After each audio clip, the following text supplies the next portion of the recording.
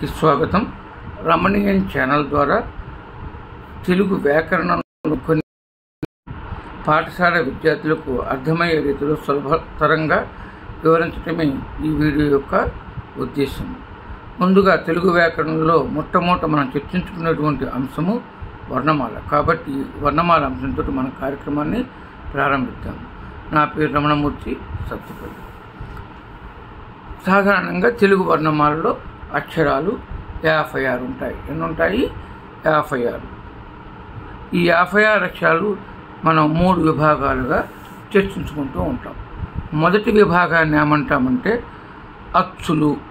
తర్వాత భాగాలు 3 అక్షరాలు ఉంటాయి. వీటిని ఉభయ అక్షరాలని, కా నుంచి బండిరా వరకు ఉన్నటువంటి మిగిలిన అక్షరాలని హల్లులని మనం అంటూ ఉంటాం. ఒక్కసారి ఈ అక్షరాల గురించి చూద్దాం. అ, ఆ, ఇ, ఈ, ఉ, ఊ, రు, రు, లు, లు, ఎ, ఏ, ఐ, ఓ, ఓ, ఔ.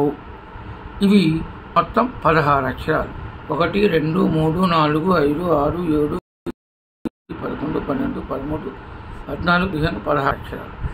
ఈ 16 అక్షరాలని మనం ఏమంటున్నాము? అచ్చులు అని అంటున్నాము. అచ్చులు అని అంటాం. ఇవి స్వరాన్ని ఇస్తాయి కాబట్టి స్వరములు అని. ఇవి అన్నిటికీ ప్రాణం పోసేటువంటి అక్షరాలు కాబట్టి ప్రాణములు అని. అంటే ఎందుకంటే హల్లులకి ఇవి ఉంటేనే ఉచ్చారణ కుదురుతుంది. అచ్చులు ఉంటేనే హల్లులు ఉచ్చరించగలుగుతాయి. అంచేత వీటిని ప్రాణములు అని కూడా అంటూ ఉంటాం. ఇందులో మనం చూసినట్లయితే రు, రు, లు, లు అనేటువంటి ఈ యొక్క అక్షరాలను మనం ఎక్కువగా వాడటం లేదు. ఎక్కడో 1, 2 ఋషి దగ్గర, ఋతురాగాల దగ్గర వాడచ్చు, ఋతువు దగ్గర వాడచ్చు. కానీ ఇది కూడా మామూలు రూయే వాడుతున్నారు చాలామంది. ఏదేమైనప్పటికీ మనం 16 అక్షరాల గురించి చెప్పుకోవాలి కాబట్టి ఈ యొక్క 16 అక్షరాలను ఇక్కడ ఉదహరించడం జరిగింది. ఇవి ఎక్కువగా వాడుకలో లేవని మాత్రమే చెప్పగలం. కానీ ఆ అక్షరాలు తెలుగు భాషలో ఉన్నటువంటి అక్షరాల కిందే మనం పరిగణిస్తాం. ఇకపోతే రెండవ గ్రూపు 0, అర 0, విసర్గ. ఇవి 3 అక్షరాలు. వీటిని ఏమంటామంటే ఉభయ అక్షరాలు అంటాం. ఏమంటాము? ఉభయ అక్షరాలు అని అంటాం. ఇవన్నీ 3: 0, అర 0, విసర్గ. ఈ 0ని ఇటు అచ్చులతోనూ ఇటు హల్లులతోనూ వాడచ్చు కనుక 0, అర 0 విసర్గల్ని మనం ఉభయ అక్షరాలు అంటాం. ఉదాహరణకి ఇంతి ఉంది, ఈతోనూ వాడేమో. కందకము ఉంది, కాతోనూ వాడామంటే అచ్చులతోని హల్లులతోనూ కూడా ఇది వాడుతూ ఉంటాం. ఈ 3 అక్షరాలు వీటిని ఉభయాక్షరాలు అంటారు. ఇక కా నుంచి బండిరా వరకు ఉన్నటువంటి అక్షరాలని హల్లులు అంటాం. ఈ హల్లులు మొత్తం 37 ఉంటాయి. హల్లులు మొత్తం ఎన్ని ఉంటాయి? 37. అంటే 16 అచ్చులు 16, ఉభయాక్షరాలు 3, హల్లులు 37. మొత్తం కలిపితే 56 అక్షరాలు. ఇవి తెలుగు భాషలో ఉన్నటువంటి. ఇందులో ఈ యొక్క అక్షరాలని మనం కా నుంచి పా వరకు 5 వర్గాలుగా చూస్తాం. ఇక్కడ మా వరకు ఈ అక్షరాలని. దీన్ని కవర్గము అంటాము, దీన్ని చవర్గము అంటాము, ఇది టవర్గము, ఇది తవర్గము, ఇది పవర్గము. క, ఖ, గ, ఘ, ఇ, చ, ఛ, జ, ఝ, ఇణి, ట, ఠ, డ, ఢ, న, త, థ, ద, ధ, న, ప, ఫ, బ, భ, మ.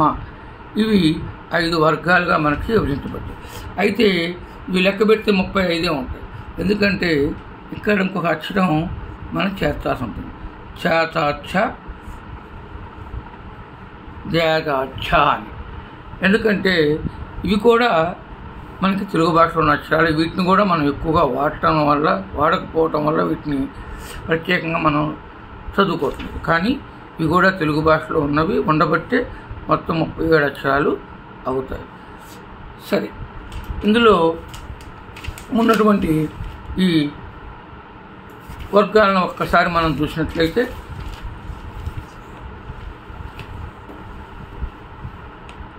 ఈ కా నుంచి ఈ ఒక లైన్ మొదటి లైన్ కా చ ట త ప, ఈ మొదటి లైన్లో ఉన్నటువంటి కా చ ట త పాలని మనం ఒక్కసారి చూసినట్లయితే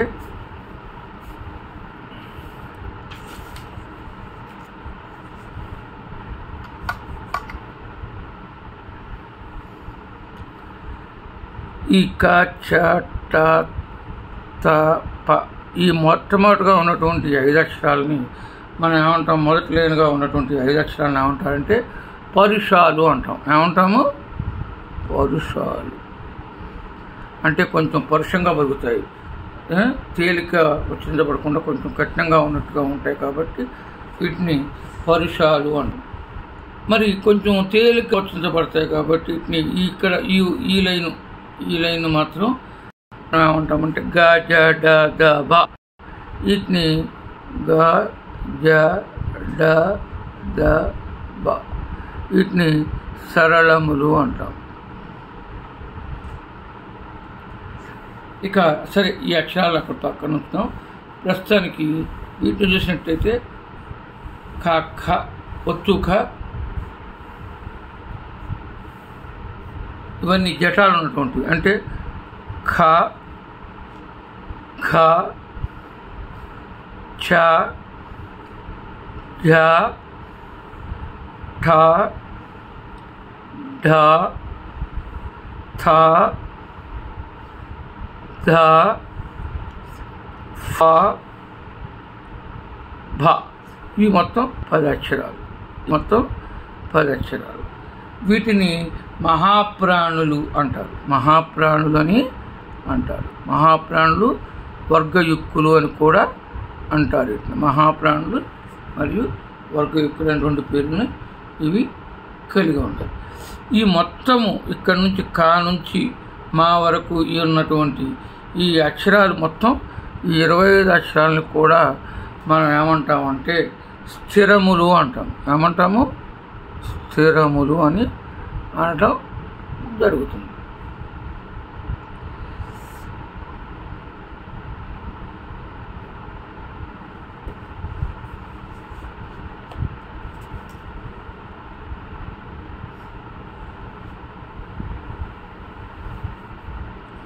స్పర్శాలు అని కూడా అంటారు.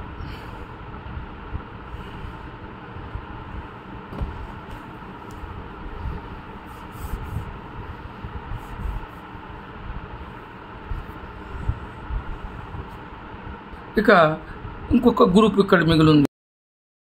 అంటే ఇన్య, ఇణి, ఆణ, నా, మా. ఇన్య, ఇణి, నా, మా. వీటిని ముక్కుతో పలుకుతాయి కాబట్టి వీటిని అనునాసికాలు అంటారు. అనునాసికాలు అని మనం పిలుస్తూ ఉంటాం. ఈ విధంగా అంటే సరళాలు, పరుషాలు, మహాప్రాణులు లేదా వర్గయుక్కులు, అనునాసికాలు, ఇట్లా గ్రూపులుగా వీటిని మనం చదువుకోవచ్చు. ఇవి కాక ఇంకా ఇక్కడ మనకి 10 అక్షరాలు మిగిలి ఉన్నాయి. ఇంకెన్ని ఉన్నాయి? 10 అక్షరాలు మిగిలి ఉన్నాయి. వీటిని కూడా మనం ఉచ్చరిస్తూ ఉంటాం. ఎలా అంటే ఉదాహరణకి యా, రా, బండిరా, లా, లా, వా, వీటిని అంతస్థాలు అంటాము. ఏమంటాము? అంతస్థాలు అంటాము. అంటే గొంతు లోపల నుంచి మనం ఉచ్చరిస్తూ ఉంటాం కాబట్టి వీటిని అంతస్థాలు అని అంటారు. అలానే మిగిలిన ఇంకో స, ష, స, హ, వీటిని ఏమంటారంటే ఊష్మాలు అంటారు. ఏమంటారు? ఊష్మాలు అంటారు.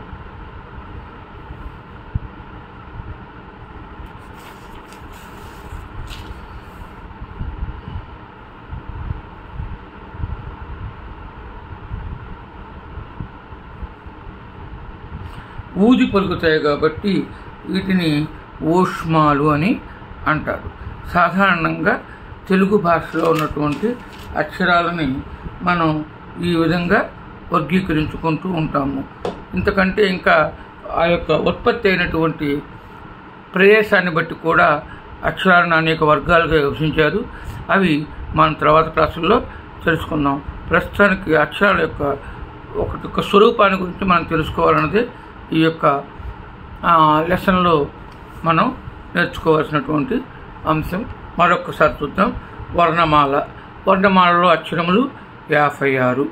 ఇందు 3 భాగాలుగా విభజించబడినది. 1 అచ్చులు, 2 ఉభయాక్షరాలు, 3 హల్లులు. అచ్చులు ఆ నుంచి ఆ వరకు ఉన్నటువంటి 16 అక్షరాలని అచ్చులు అంటారు. ఇందులో రూరు, లోలు అనేటువంటి మనం ఎక్కువగా ఉపయోగించడం లేదు. 0, అరసున్న, విసర్గ అనేటువంటి 3 అక్షరాలను ఉభయాక్షరాలు అంటారు. అలానే కా నుంచి బండీరా వరకు ఉన్నటువంటి 37 అక్షరాలని మనం హల్లులు అంటాము, లేదా వ్యంజనాలను కూడా అంటూ ఉంటాము.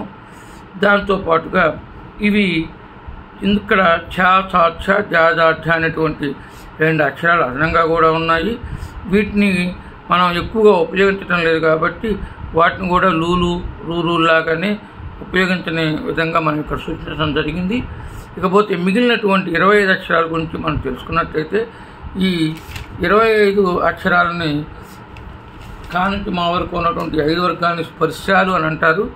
ఇందులో కాచేట, తప ఈ మొదటి వర్గాన్ని పరుషాలని, గజేట, దబ వీటిని సరళాలని, ఇన్యా, ఇన్య, నా, నా, మా వీటిని అనునాసికాలని, ఖ, ఖ, ఛ, ఛ, ఠ, ఢ, థ, ధ, ప, భ వీటిని మనం వర్గయుక్కులు లేదా మహాప్రాణులని అంటూ ఉంటాము.